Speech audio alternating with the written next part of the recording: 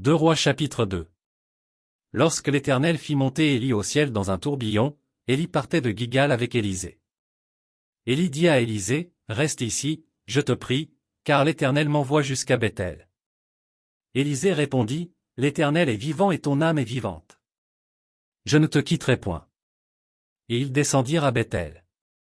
Les fils des prophètes qui étaient à Béthel sortirent vers Élisée, et lui dirent, « Sais-tu que l'Éternel enlève aujourd'hui ton maître au-dessus de ta tête ?»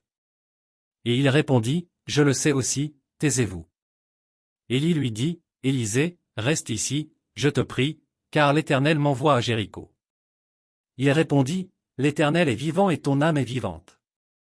Je ne te quitterai point. » Et ils arrivèrent à Jéricho. Les fils des prophètes qui étaient à Jéricho s'approchèrent d'Élisée, et lui dirent, « Sais-tu que l'Éternel enlève aujourd'hui ton maître au-dessus de ta tête ?» Et il répondit, « Je le sais aussi, taisez-vous. » Élie lui dit, « Reste ici, je te prie, car l'Éternel m'envoie au Jourdain. » Il répondit, « L'Éternel est vivant et ton âme est vivante. Je ne te quitterai point. » Et ils poursuivirent tous deux leur chemin. 50 hommes d'entre les fils des prophètes arrivèrent et s'arrêtèrent à distance vis-à-vis, et eux deux s'arrêtèrent au bord du Jourdain. Alors Élie prit son manteau, le roula, et en frappa les eaux, qui se partagèrent çà et là, et ils passèrent tous deux à sec. Lorsqu'ils eurent passé, Élie dit à Élisée, « Demande ce que tu veux que je fasse pour toi, avant que je sois enlevé d'avec toi. » Élisée répondit, « Qu'il y ait sur moi, je te prie, une double portion de ton esprit. » Élie dit, « Tu demandes une chose difficile. Mais si tu me vois pendant que je serai enlevé d'avec toi, cela t'arrivera ainsi, sinon, cela n'arrivera pas. » Comme ils continuaient à marcher en parlant, voici, un char de feu et des chevaux de feu les séparèrent l'un de l'autre, et Élie monta au ciel dans un tourbillon. Élisée regardait et criait, « Mon père! Mon père!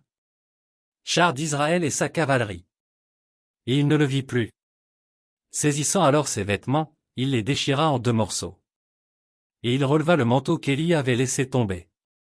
Puis il retourna, et s'arrêta au bord du Jourdain.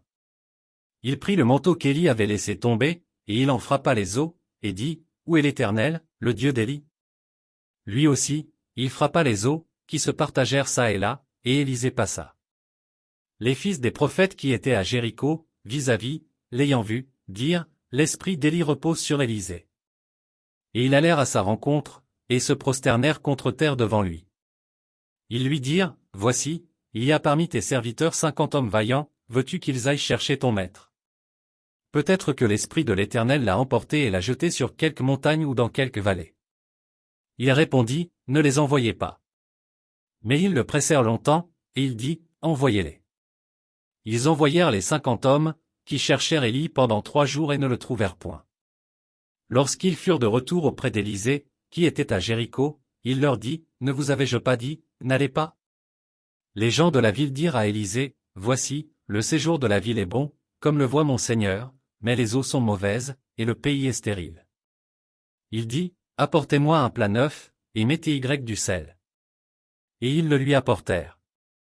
Il alla vers la source des eaux, et il y jeta du sel, et dit, « Ainsi parle l'Éternel, j'assainis ces eaux, il n'en proviendra plus ni mort, ni stérilité. » Et les eaux furent assainies, jusqu'à ce jour, selon la parole qu'Élisée avait prononcée.